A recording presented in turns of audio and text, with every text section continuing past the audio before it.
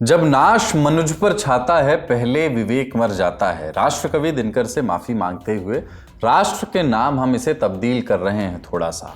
जब नाश यूनुस पर छाता है पहले विवेक मर जाता है। तस्वीर देखिए तो बात समझ आ जाएगी। बांग्लादेश की अंतरिम सरकार के मुखिया मोहम्मद यूनुस पाकिस्तानी सेना के नंबर 2 के साथ खड़े हैं। जनरल साहिर शमशाद मिर्जा पाकिस्तानी सेना के joint chiefs of staff committee के चेयरमैन। तस्वीर ढाका की है। 23 बरस बाद पाकिस्तानी सेना का इतना सीनियर अधिकारी बांग्लादेश पहुंचा है। तस्वीर में जाहिर है यूनुस मिर्जा को एक किताब थमा रहे हैं जिसके कवर पर है एक नक्शा जिसमें भारत के पूर्वोत्तर में बसे राज्यों को बांग्लादेश में मिलाकर दिखाने की हिमाकत की गई है। कितनी सारी विडंबनाएं एक साथ हैं। क्या ये सब कुछ इसी दुनिया में हो रहा है? क्या ये वही दुनिया है जिसमें 1971 की जंग हुई थी? बांग्लादेश ये किस राह पर चल पड़ा है, इसे कैसे समझा जाए? परवीन शाकिर कहती हैं कि वो मुझको छोड़ के जिस आदमी के पास गया बराबरी का भी होता तो सब आ जाता। तो आज हम बदले बदले से इस बांग्लादेश की नई नवेली चाल ढाल पर बात करेंगे। नमस्ते, अपन है कुलदीप और आप देख रहे हैं लल्लन टॉप का अंतर्राष्ट्रीय प्रसंगों से जुड़ा रोजाना का कार्यक्रम दुनियादारी। Brought to you by Sensodyne K। अभी लेके आए सेंसोडेंट के। टूथ का करंट गॉन तो लाइफ का करंट ऑन।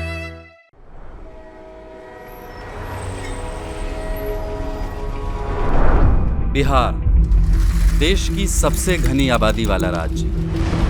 हर एक तीसरे घर से कोई न कोई व्यक्ति माइग्रेट किया हुआ है। बिहार में कोई रोजगार नहीं है, कोई फैक्ट्री नहीं है। जैसे सब मजदूरी करते हैं। लोग यहाँ पर इकट्ठा हो रहे हैं, जैसे ही बसें आती है ऐसे टूट पड़ते हैं। बिहार से लेबर जाते हैं। सर मेरे को यहाँ 40 साल हो गया, मैं 45 रुपए का टिकट में आया था।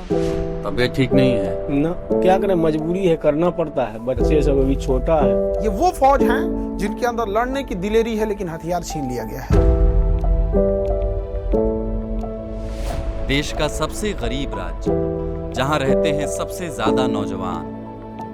अपने जवानी को मैंने पूरा दफना दिया। जाति का नहीं हूँ तो मैं पढ़ता भी हूँ, पढ़ाता भी हूँ। सरकारी किसी को नौकरी हो जाएगा तो भगवान से भेंट हो जाएगा। बिहार में कुकुर मुत्तों की तरह खुले हैं कोचिंग संस्थान।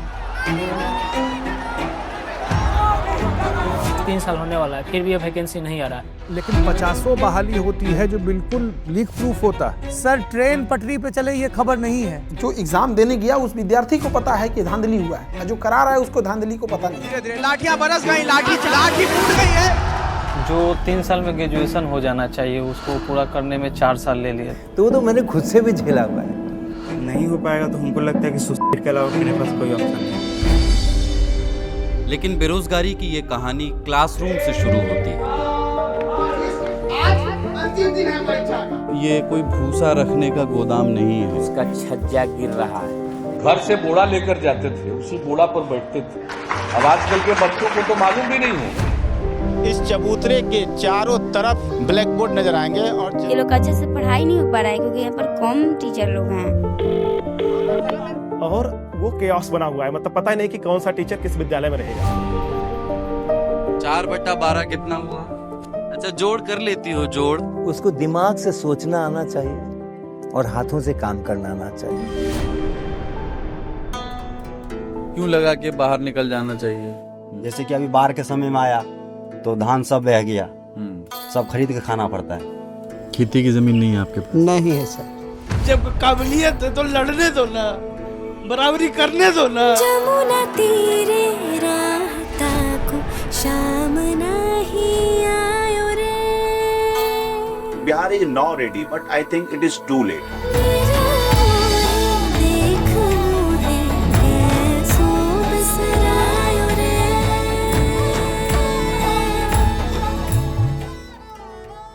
आपने अभी अभी जो देखा वो एक झलक थी उस बिहार की जो चुनावी गणित, सीटों की गिनती और वोट बैंक की राजनीति के बीच कहीं पीछे छूट जाता है। तो अगर आप उस बिहार में दिलचस्पी रखते हैं, उसकी एक मुकम्मल तस्वीर देखना चाहते हैं, तो आपके लिए हम लेकर के आए हैं एक विशेष डॉक्यूमेंट्री।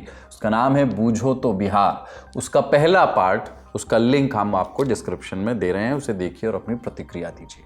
अब बड़ी खबर पर बढ़ते हैं। 24 अक्टूबर को पाकिस्तानी जनरल साहिर शमशाद मिर्जा अपने डेलीगेशन के साथ ढाका पहुंचे। बांग्लादेशी सेना और सरकार के कई सीनियर अधिकारियों से मिले।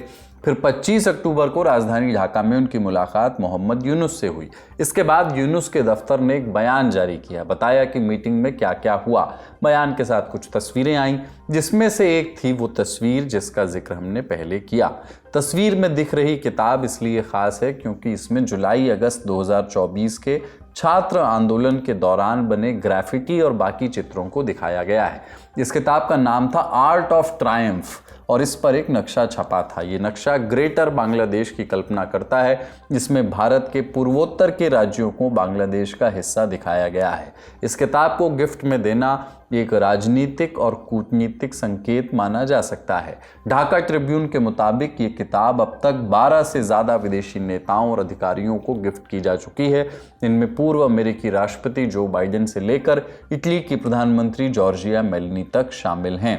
ग्रेटर बांग्लादेश के कॉन्सेप्ट को ढाका के एक इस्लामिस्ट ग्रुप सल्तनते बंगला ने हवा दी है। इसके नक्शे में भारत का पूरा नॉर्थ ईस्ट और साथ ही साथ पश्चिम बंगाल, बिहार, झारखंड, उड़ीसा के कुछ हिस्से तक सबको बांग्लादेश का अंश दिखा दिया गया है। ऊपर से म्यांमार का अराकान राज्य भी जोड़ दिया गया है। ये आइडिया नया नहीं है। 20वीं सदी के आखिर से बांग्लादेश में कुछ इस्लामवादी और अल्ट्रा नेशनलिस्ट ग्रुप इस तरह के सपने बेचते रहे हैं। विचार ये था कि बांग्लादेश को सिर्फ आज की सीमाओं तक सीमित नहीं रहना चाहिए। इन गुटों ने धर्म और पहचान के नाम पर यह कहानी बेची कि बांग्लादेश एक बड़ा इस्लामी केंद्र बन सकता है। आसपास के कुछ इलाकों पर उसका सांस्कृतिक या धार्मिक हक बनता है, ऐसा वो सोचते हैं। 1990 के बाद जब दक्षिण एशिया में कट्टरपंथ और पहचान की राजनीति बढ़ी, तब इन विचारों को और ताकत और शक्ति मिली। पहले ये बातें सिर्फ भाषणों और चर्चाओं में होती थी, जैसे बंगाली मुसलमान पहचान को पड़ोसी इलाकों से जोड़ना, लेकिन धीरे धीरे ये बातें नक्शों और खुले प्रचार तक पहुंच गईं। इन समूहों ने लोगों को समझाने की कोशिश की कि भाषा, संस्कृति या धर्म एक जैसा होने की वजह से पड़ोसी क्षेत्रों को बांग्लादेश में मिलना स्वाभाविक है। इसी सोच से ग्रेटर बांग्लादेश जैसा विचार पैदा हुआ। मोहम्मद यूनुस के कुछ समर्थक भी नॉर्थ ईस्ट इंडिया को बांग्लादेश में मिलाने की बात कर चुके हैं। 2024 में यूनुस के करीबी माने जाने वाले नाहिदुल इस्लाम ने सोशल मीडिया पर यह नक्शा पोस्ट किया था। फिर अप्रैल 2025 में ढाका यूनिवर्सिटी में पोहेला बोईशाख यानी बंगाली न्यू ईयर के एक इवेंट में ये नक्शा खुलेआम प्रदर्शित कर दिया गया। ये पहली बार नहीं था जब यूनुस ने भारत के पूर्वोत्तर राज्यों को जबरदस्ती घसीटा हो। इसी साल मार्च में अपने चीन दौरे पर भी उन्होंने इन राज्यों पर एक विवादित बयान दिया था। कहा था कि भारत का पूर्वोत्तर हिस्सा लैंड लॉक्ड है, यानी समुद्र से कटा हुआ है। इनके पास समुद्र तक पहुंचने का कोई रास्ता नहीं है। बांग्लादेश इस पूरे क्षेत्र के लिए समुद्र का इकलौता दरबान है। उन्होंने चीन को इस इलाके में इन्वेस्टमेंट के लिए न्योता भी दिया था। कहा था कि ये चीन की आर्थिक तरक्की के लिए भी एक दरवाजा बन सकता है। वे लोग जमीन से घिरे हुए हैं। भारत का पूरा नॉर्थ ईस्ट लैंडलॉक्ड है। उनके पास समुद्र तक पहुंचने का कोई रास्ता नहीं है। इस पूरे क्षेत्र के लिए समुद्र तक पहुंच का एकमात्र सहारा हम हैं। अगर हम सही कदम उठाएं तो ये पूरा इलाका चीन की अर्थव्यवस्था का बड़ा एक्सटेंशन बन सकता है। यहाँ चीजें बने, तैयार हों, यहाँ से चीन जाएं और फिर पूरी दुनिया में पहुंचे। ये एक तरह से प्रोडक्शन हब बन सकता है। इस बयान के बाद भारत में बवाल मच गया था। कनेक्टिविटी की बात शुरू हुई थी। नक्शा देखिए, भारत के पूर्वोत्तर को बाकी राज्यों से जोड़ता है चिकन नेक वाला ये इलाका पश्चिम बंगाल के हिस्से में आता है। इसकी चौड़ाई महज 20 किलोमीटर है। एक तरफ नेपाल और भूटान और दूसरी तरफ बांग्लादेश। सड़क हो या रेल, पूर्वोत्तर जाने के लिए भारत से जमीन होकर के, यहीं इसी जमीन से होकर के रास्ता गया है। अगर ये कट गया तो भारत का पूरा पूर्वी इलाका अलग थलग पड़ जाएगा। इसी ख्याल पर आधारित है ग्रेटर बांग्लादेश का कॉन्सेप्ट और इसीलिए भारत के लिए हमेशा से पूर्वोत्तर के राज्यों से कनेक्टिविटी एक अहम मुद्दा रहा है। अब जानते हैं कि इस मैप के अलावा यूनुस और मिर्जा की मीटिंग में क्या क्या हुआ। आधिकारिक बयान के मुताबिक दोनों लीडर्स ने साझेदारी बढ़ाने पर बात की। दोनों एकमत थे कि कुछ क्षेत्रों में साथ आना जरूरी है, जैसे बायलैटरल ट्रेड, इन्वेस्टमेंट और डिफेंस, रक्षा क्षेत्र में साझेदारी। इस दौरान मिर्जा ने दोनों देशों के साझा इतिहास और संस्कृति की बात की। विडंबना की पराकाष्ठा है।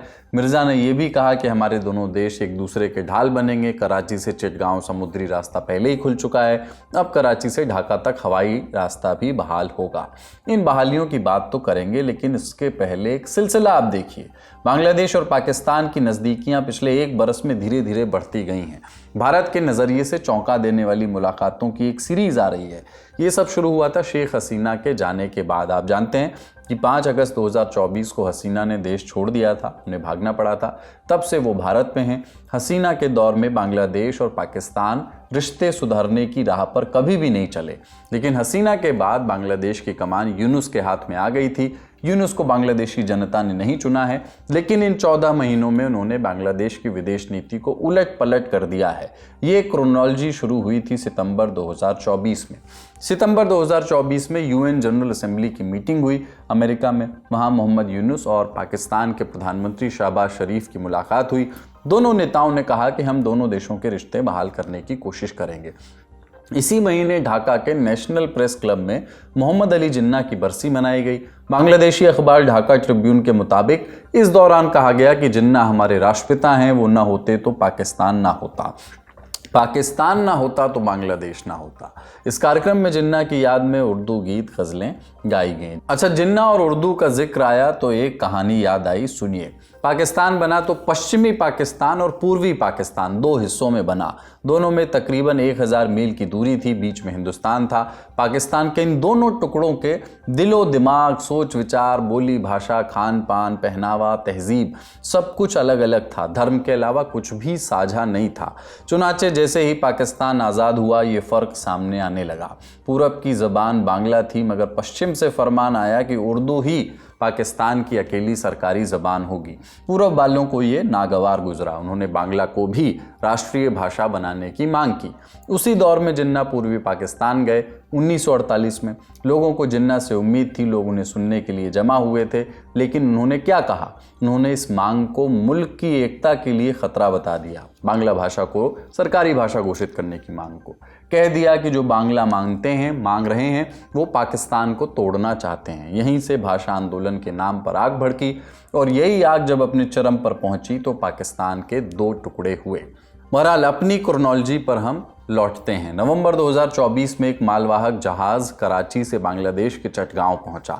इतिहास में पहली बार ऐसा हुआ कि बांग्लादेश और पाकिस्तान ने मैरीटाइम लिंक स्थापित किया हो। इसी दौरान बांग्लादेश ने पाकिस्तानी माल के इंपोर्ट पर लगी पाबंदियां भी हटा दी। इसके पहले पाकिस्तान से आने वाला हर सामान किसी दूसरे जहाज में उतारा जाता था, ज़्यादातर श्रीलंका या मलेशिया के जहाज़ों में, तब जाकर के वो बांग्लादेश पहुंचता था। इन जहाज़ों की फिजिकल जांच भी होती थी। इसी बीच दोनों देशों में सांस्कृतिक साझेदारी भी बढ़ रही थी। पीपल टू पीपल रिलेशंस को भी बुनियाद उसकी भी रखी जा रही थी। दिसंबर 2024 में पाकिस्तानी गायक राहत फ़तेह अली खान ने ढाका में दर्शकों की भारी भीड़ के बीच परफॉर्म किया। इसी महीने ढाका यूनिवर्सिटी ने पाकिस्तानी स्टूडेंट्स पर लगा बैन भी हटा दिया। 2015 से ही पाकिस्तानी स्टूडेंट्स को रोक दिया गया था वहाँ, जबकि ढाका यूनिवर्सिटी बांग्लादेश के मुक्ति संग्राम का केंद्र रही है। इसके बाद धीरे धीरे दोनों देशों के लीडर्स की मीटिंग्स भी बढ़ने लगी। दिसंबर 2024 में इजिप्ट में एक समिट के दौरान यूनुस और शहबाज शरीफ की दूसरी बार मुलाकात हुई। याद कीजिए, तब तक प्रधानमंत्री मोदी से यूनुस की मुलाकात एक भी बार नहीं हुई थी। इसके बरक्स एक दौर था शेख हसीना का, जो जून 2024 में 2 बार भारत आई थी। बहरहाल जनवरी 2025 में पाकिस्तान की खुफिया एजेंसी के मुखिया असीम मलिक बांग्लादेश के दौरे पर पहुंचे। कई दशकों के बाद आईएसआई का कोई व्यक्ति बांग्लादेश की यात्रा पर गया। जनवरी 2025 में ही बांग्लादेश के हाई रैंकिंग सैन्य अधिकारी जनरल कमरुल हसन भी पाकिस्तान गए थे। जनरल कमरुल ने पाकिस्तानी फील्ड मार्शल आसिम मुनीर से मुलाकात की थी। इस बाबत भारतीय विदेश मंत्रालय के प्रवक्ता रणधीर जायसवाल ने एक बयान भी दिया था। उन्होंने एक प्रेस ब्रीफिंग में कहा कि हम राष्ट्रीय सुरक्षा को प्रभावित करने वाली सभी गतिविधियों पर नजर रखते हैं और सरकार उचित कदम उठाएगी। यही नहीं, और देखिए, फरवरी 2025 में बांग्लादेश नेवी और पाकिस्तानी नेवी ने साथ में अभ्यास किया। फरवरी 2025 में दोनों देशों ने 50 साल बाद सीधा व्यापार शुरू किया। जुलाई 2025 में दोनों देशों ने सरकारी और राजनयिक पासपोर्ट होल्डर्स के लिए वीजा फ्री ट्रैवल समझौते पर दस्तखत किए। पाकिस्तान ने अगले 5 सालों में बांग्लादेशी छात्रों के लिए 500 स्कॉलरशिप का ऐलान किया। इसके अलावा पाकिस्तान ने अपने टेक्निकल असिस्टेंस प्रोग्राम के तहत स्कॉलरशिप्स बढ़ाने और बांग्लादेशी सिविल सर्विस अधिकारियों के लिए विशेष ट्रेनिंग का भी वादा किया। इन सब के बाद अगस्त 2025 में पाकिस्तानी विदेश मंत्री इशाक डार ने बांग्लादेश का दौरा किया। 13 बरस बाद पाकिस्तान का कोई विदेश मंत्री ढाका पहुंचा। इस दौरान इतिहास पर भी बात हुई। बांग्लादेश के विदेश सलाहकार तौहीद हुसैन ने कहा कि 1971 से जुड़े बचे हुए मसले एक दिन में हल नहीं हो सकते, हम आगे बढ़ने की कोशिश कर रहे हैं। इसी दौरे पर दोनों मुल्कों ने 6 अहम समझौते पूरे किए। इनमें नए शिपिंग रूट्स और दोनों देशों के बीच सीधी उड़ानों को मंजूरी मिली। कुछ रिपोर्ट्स के मुताबिक इसी साल बांग्लादेश ने पाकिस्तान से JF-17 थंडर लड़ाकू विमान खरीदने में दिलचस्पी दिखाई। इस जेट को पाकिस्तान और चीन ने मिलकर के तैयार किया है। इन सब के बाद अब जनरल शमशाद मिर्जा का दौरा हुआ है। 2000 के दशक में जनरल परवेज मुशर्रफ के दौरे के बाद पाकिस्तानी सेना का इतना सीनियर अधिकारी बांग्लादेश नहीं पहुंचा था। ऐसे में इस मुलाकात को कैसे रीड किया जाए, समझते हैं जानकारों से। जब मोहम्मद यूनुस चीन गए थे, वहाँ भी उन्होंने एक भाषण दिया था, चीन के बिजनेसमैन के साथ के सामने भाषण दिया था, और उसमें उन्होंने ये दोबारा जिक्र किया था कि आप आइए बांग्लादेश, और जो नॉर्थ ईस्ट इंडिया है वो हमारे कब्जे में है, हमारे थ्रू ही वो ओशन के एक्सेस करते हैं, एक्शन कर सकते हैं, और इसलिए आप ज़रूर बांग्लादेश आइए और हम आपको नॉर्थ ईस्ट इंडिया का सब एक्सेस दिला देंगे। तो ये बिल्कुल हमारी सरकार ने तब भी बहुत ज़ोरों से कहा था कि ये बिल्कुल गलत है, और ये बिल्कुल प्रोवोकेटिव स्टेटमेंट्स हैं जो मोहम्मद यूनुस कर रहे हैं, बार बार कर रहे हैं। और बिल्कुल कभी उन्होंने इसके बारे में, जब हमारी सरकार ने बात की और उनको कहा, उन्होंने कुछ भी अपोलोजाइज नहीं किया, कुछ भी इसके बारे में अपना स्टेटमेंट विड्रॉ नहीं किया। और जब हमारे प्रधानमंत्री जी की मीटिंग हुई थी मोहम्मद यूनुस के साथ बैंकॉक में बिम्स्टेक समिट के दौरान, तब भी हमारे प्रधानमंत्री जी ने कहा था कि ऐसे विट्रियोलिक स्टेटमेंट नहीं होने चाहिए, रिटोरिकल विट्रियोलिक स्टेटमेंट ऐसे नहीं होने चाहिए, उससे एटमॉस्फेयर पूरा खराब हो जाता है। लेकिन मोहम्मद यूनुस की तरफ से कोई भी एक लफ्ज़ का अपॉलॉजी नहीं आया है। और मैं ये देख रही हूँ कि बांग्लादेश और पाकिस्तान के बीच जो मिलिट्री रिश्ते हैं, मिलिट्री रिलेशनशिप है, वो बहुत दौड़ के मतलब ऐसे बाय लीप्स एंड बाउंड्स बढ़ रही है। और शायद क्योंकि पाकिस्तान को अफगानिस्तान से बड़ा धक्का मिला है, और वहाँ के जो वो स्ट्रेटेजिक डेप्थ सोच रहे थे कि अफगानिस्तान में उनको मिलेगा, उनको नहीं मिल रहा है, तो वो अब बांग्लादेश को देख रहे हैं कि बांग्लादेश में यही स्ट्रेटेजिक डेप्थ ढूंढ रहे हैं। और भारत के खिलाफ उनके जो चीफ है आसिम मुनीर, उन्होंने कहा भी है कि अगला अटैक जो है भारत पे हम ईस्ट से करेंगे। जिस वक्त बांग्लादेश और पाकिस्तान में रिश्ते बहाल हो रहे हैं, उसी वक्त बांग्लादेश और भारत के बीच तनाव बढ़ रहा है। अप्रैल महीने में भारत ने अपनी जमीन से होकर के गुजरने वाली बांग्लादेश की ट्रांसशिपमेंट सुविधाओं पर रोक लगा दी थी। इनके सहारे ही बांग्लादेश नेपाल, भूटान और म्यांमार जैसे देशों से व्यापार करता था। इसी महीने बांग्लादेश ने भारत, नेपाल और भूटान से अनेक चीज़ों के आयात पर पाबंदी लगा दी। नेपाल और भूटान से धागे और आलू के आयात पर रोक लगाई गई, लेकिन भारत से प्रतिबंधित आयातित वस्तुओं की सूची लंबी थी। भारत ने यूनुस के कार्यकाल में बार बार अल्पसंख्यकों पर हो रहे हमलों को लेकर के भी चिंता जताई। इसके अलावा शेख हसीना का प्रत्यर्पण अगस्त 2024 से ही एक मुद्दा रहा है। दूसरी तरफ बांग्लादेश चीन के करीब भी जा रहा है। चीन बांग्लादेश में इंफ्रास्ट्रक्चर प्रोजेक्ट्स में निवेश की प्लानिंग कर रहा है। मार्च 2025 के चीन दौरे पर मोहम्मद यूनुस कई डील्स पर दस्तखत भी कराए थे। यानी पश्चिम से पाकिस्तान, पूरब से चीन, दोनों मिलकर बांग्लादेश को भारत की पकड़ से दूर लेकर के जा रहे हैं। शेख हसीना का युग, जिसमें भारत के साथ रिश्ते प्राथमिकता पर थे, वो खत्म हो रहा है। इस स्थिति को कैसे समझना चाहिए, भारत को ऐसे में क्या करना चाहिए, समझते हैं जानकारों से।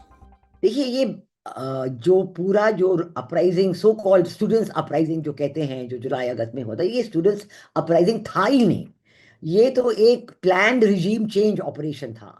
इसमें जो आज किसी भी स्टूडेंट से आप पूछिए कि वो स्टूडेंट्स अपराइजिंग को मानते हैं या सपोर्ट करते हैं, नहीं। जो एक पार्टी बनी है इस्लामी छात्र शिविर के लोगों की, नेशनल सिटीजन पार्टी, उसकी कोई पॉपुलैरिटी नहीं है, उसकी कोई सपोर्ट ही नहीं है। तो ये एक आर्टिफिशियल क्रिएशन है, एक आर्टिफिशियल रिजीम चेंज ऑपरेशन।